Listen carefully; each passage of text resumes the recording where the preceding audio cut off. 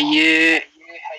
waaqa uumaa waaqa uumamaa waaqa burqaa haroo walaabuu waaqa sagaltama garbaa waaqa saylan booranaa waaqa torban bareentumaa waaqa bokkuu gurraachaa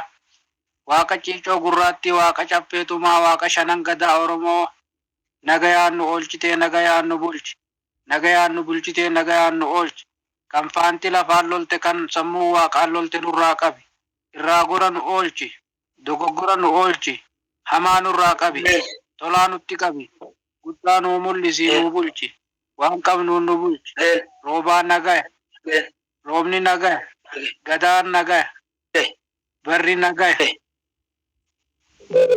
ardaan nagaya bobbaan nagaya barri nagaya waareen nagaya waariin nagaya reeriin nagaya dheedii nagaya yaa'iin nagaya uubiin nagaya reebi nagaya kuusaa gooseen nagaya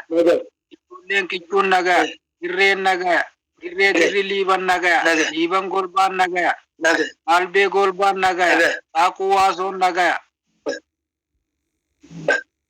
ati waaqi ardaa waaqi abbaa me'ee bokkoo ka dibbee dhuugoo ka garba'aannoo waaqi gujii gurraachaa ati nuu dhagay dhageettu nu owwaadhu olii olitti nu hanqisi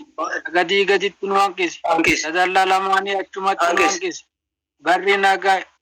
bariin nagaya jaarsi nagaya jaartiin nagaya ilmi nagaya intalti nagaya achumatti nagaya gubbaan nagaya isaa uleen nagaya ilimaa gaadiin nagaya ardaa yaa'an nagaya me'ee bokkoon nagaya dudda dawwaan nagaya abbaa hoddoon nagaya goroo doolaan nagaya goroon teenna oromoo martinuu nagaya oromoo teenya finfinneen nagaya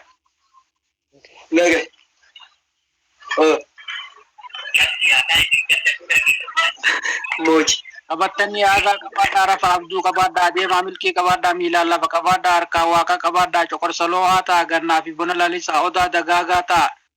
gannaa fi bona garbaa ba'aananii fi mataa ta'a dhadhaa fi mataa ta'a akka biiftuu hangaa akka qorsaa ifa cirracha abbayyaa ta'a lakkaa'anii isin hin fitin madda walaabuu ta'a waraabaan isin hin danda'in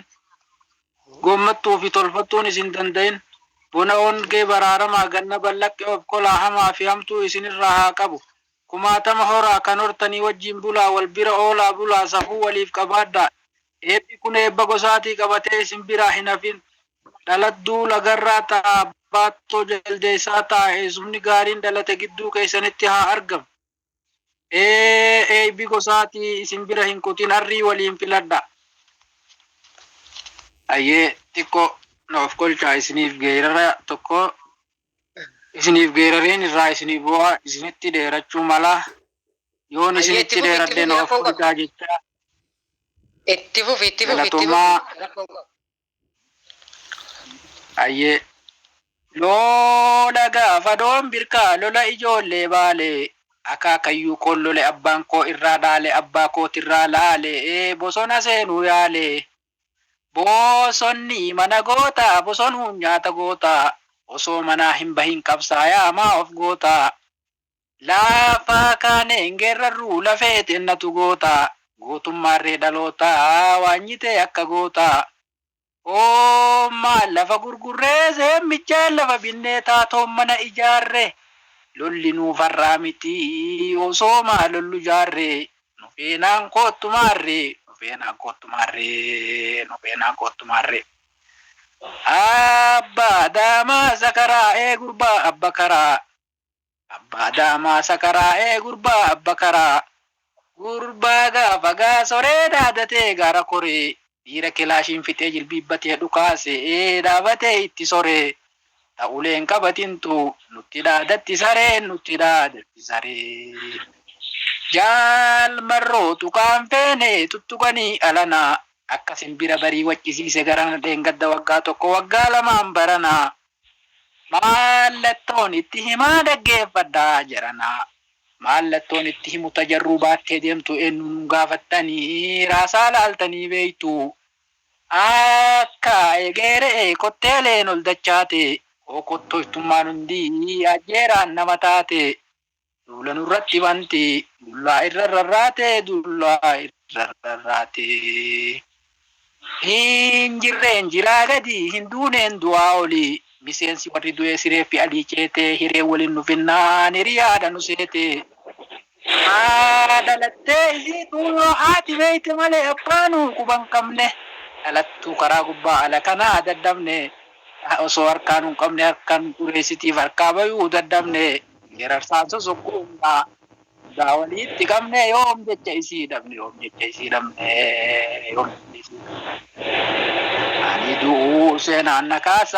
ani du'uu seenaan na kaasaa seenaan dhumne facaasaa. Guddatti ilmoon rasaasaa gumaa sabaatu baasaa. Yoo feetan akkattiin isin bulchaa carraa namaa fi laaddaa galatoomaa ulfaadhaa barri bara bilisummaa haa ta'u Oromoon teenya hundinuu nagaa haa taatu jennee jirraa galatoomaa na of kolchaa ulfaadhaa isin. Okay, Prof. Khalil Najaan